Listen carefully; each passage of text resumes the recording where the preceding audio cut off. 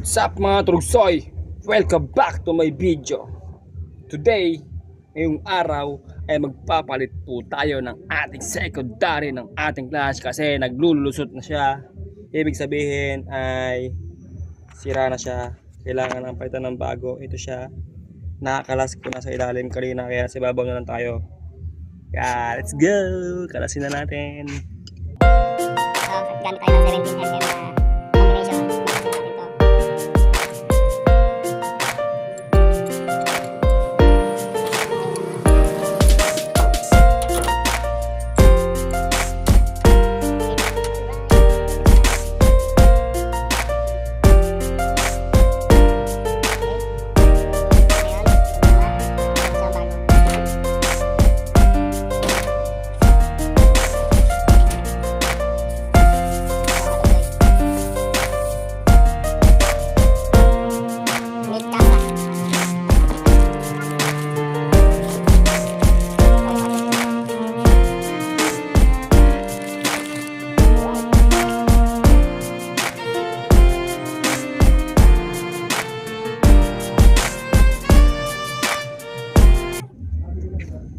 na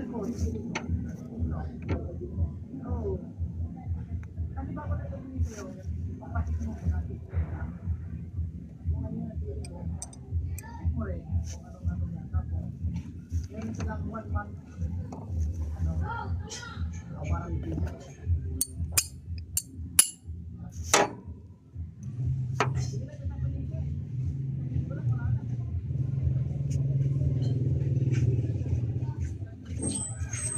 So bali habang kinakabit ko nga po pala itong aking secondary na bago ng mga trugsoy, ay shoutout nga po pala kay Sheila Entes, mabuhay ka hanggat gusto mo, at saka shoutout nga rin po pala kay Geraldine Zambara, mabuhay ka rin po hanggat gusto mo. Maraming salamat po sa mga suporta ninyo. Sila po yung mga bagong followers ko mga trugsoy.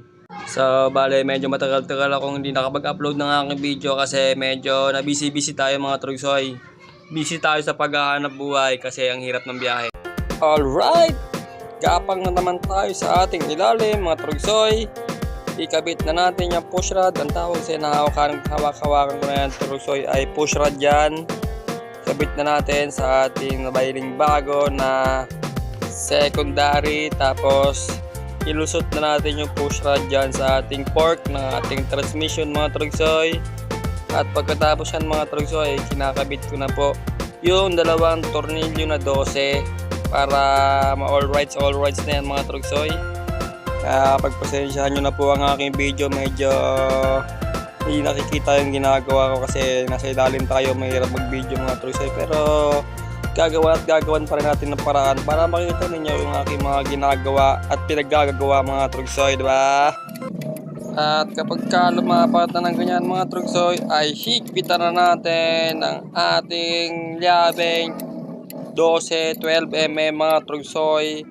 Higpitan niya ng paganyan at higpitan din ulit ng paganon. Kailangan mong gumamit ng puwersa mga trugsoy, pero alalayan mo lang kasi baka mamaya ay mapakamot ka sa iyong ulo kapag yan ay naputol. Talaga namang mapapakamot ka sa iyong ulo kahit hindi makate kapag naputol yung tornilyo na yan.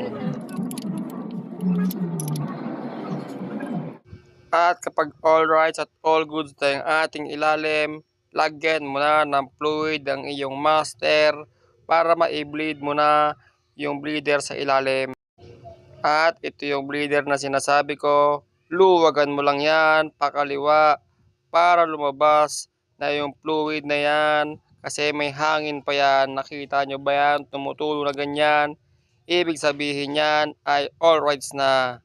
Pag tumulong ganyan, pag solid na yan, ay ibig sabihin yan wala nang hangin yan. Oaks na yan mga trugsoy. Kaya kahit hindi mo na bombahin sa may pedal, ay gagana na ng maayos yan mga trugsoy. All rights ba tayo dyan? All goods mga trugsoy, napalitan na natin yung ating secondary. Ayun, di ba?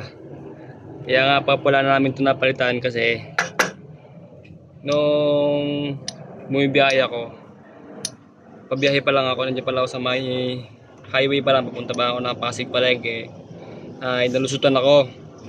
Ngayon, ang ginawa ko, binaklas ko, tapos pinalitan ko ito. Ito siya, ito. Pinalitan ko yung kanyang goma. Ngayon, gumana siya. Ang kaso nga lang mga trogsoy, ang nangyari, wala pang isang linggo ay lumusot na naman po siya sa aking bossing. Kaya ibig sabihin mga trogsoy ay ito siya, oh.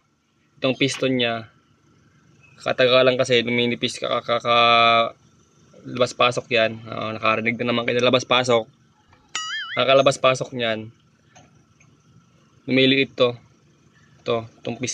mismong piston niya, kaya kailangan na siyang palitan. Sa katagalan na rin, taon na rin to eh. Ibig sabihin yung lifespan niya ay na-expired na talaga, kaya kailangan na siyang palitan. Ibig sabihin hanggang doon na lang talaga yung buhay niya. Alright, so paano mga Turugsoy, that's all for today. Thank you so much for watching. Please lang po, paki-like, paki-share ng aking video ito, at paki-follow na rin po ng aking page na Buhay ng Chopper TV. Bye bye, peace out, I love you all.